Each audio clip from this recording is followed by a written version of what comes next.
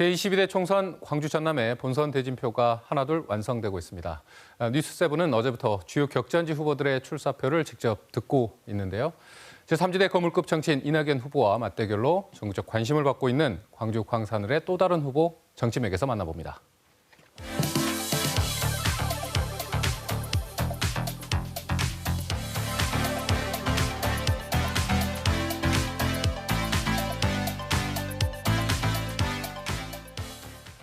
네, 더불어민주당 민영배 의원 나오셨습니다.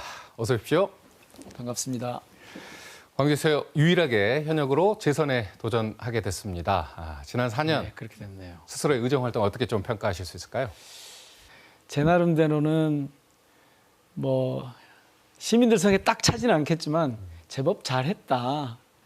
또 한편에서는 좀 원 없이 했다. 그렇게 말씀드릴 수 있겠는데요. 이유는 제가 이제 국회의원을 흔히 입법 노동자라고 하지 않습니까? 네. 법을 만드는 일이 주업인데 여기서 1등을 했어요.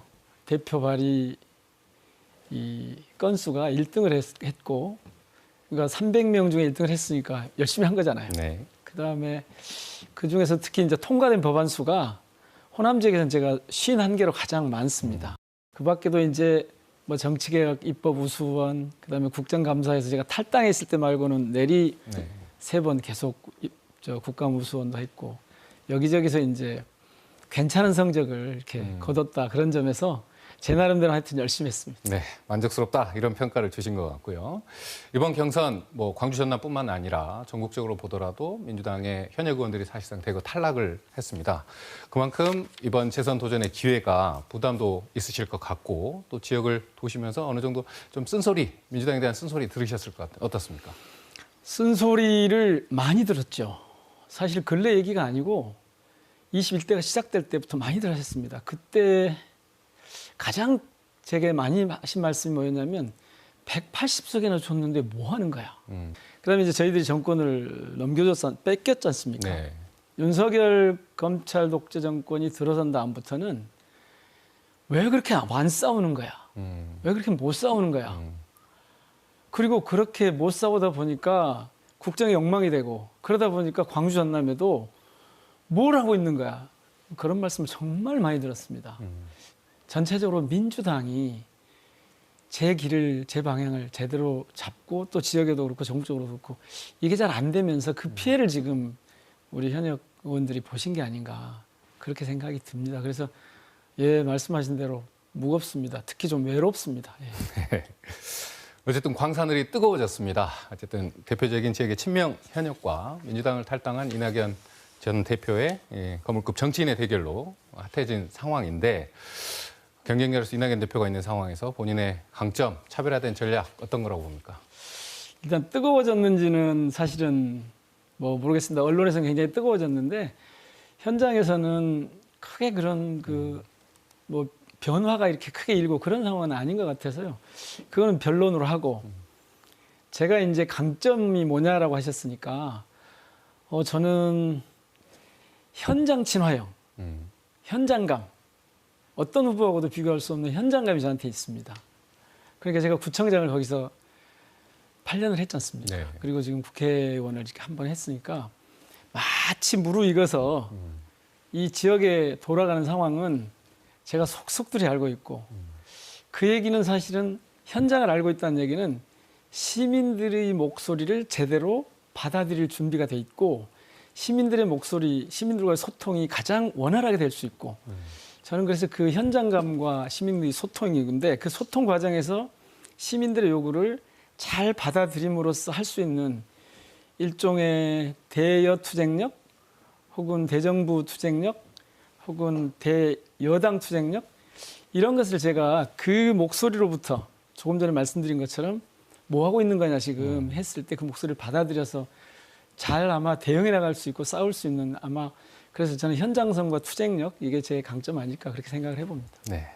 경쟁자 이야기를 좀 잠깐 해보면요. 이낙연 대표가 광주에서도 큰 정치인이 나와야 한다, 이런 사실 충남 배경을 이야기하면서 광산을을 선택했습니다. 어떻게 생각하십니까? 저는 큰 정치인을 광주가 필요로 해서 광주에서 출마를 하신다라고 하는 대목에 대해서는 당신 생각이니까 제가 거기에 대해서 평가할 생각은 없습니다만은, 제가 보기에 지금 상황은 이제 더 시민들하고 소통을 잘하고 시민들의 요구에 호응할 수 있는 그런 정치인의 시대가 아닌가. 그래서 지금은 저희 그 민주당의 이재명 대표도 자꾸 쓰십니다마는 정치 지도자들이 정치를 끌고 가는 게 아니고 정치 지도자의 시대가 아니고 정치에 관한 시민들의 요구, 시민들의 목소리를 잘 담아내는 그릇을 만들 수 있는 그런 시대로 저는 전환했다고 봅니다, 이미. 그리고 지금 그게 민주당 공천 과정에서 많이 나타나고 있다고 봅니다. 말씀과 달리 사실 여론의 평가는 공천 과정에 여러 잡음들 또 갈등들이 있었다. 또 그런 상황에서 사실 당의 지지율까지 하락하고 있는 모양새들이 나타나고 있기 때문에 그럼 민주당이 지금 남은 총선 기간 어떻게 선거를 치를 거냐, 예. 어떻게 해서 이 문제들을 돌파해 나갈 거냐 이에 대한 좀 우려점들도 분명히 있거든요. 저는 지금 하신 말씀에 이제 일단 전제가 조금 다릅니다만은 민주당의 공천 과정이 굉장히 갈등이 많았다. 무슨 친문에 싹을 자른다거나 지역 정치인에 싹을 자른다거나 이건 정말 그다음에 문명 갈등, 네. 명문 충돌 이런 얘기는 정말 저는 허구의 프레임이라고 생각합니다.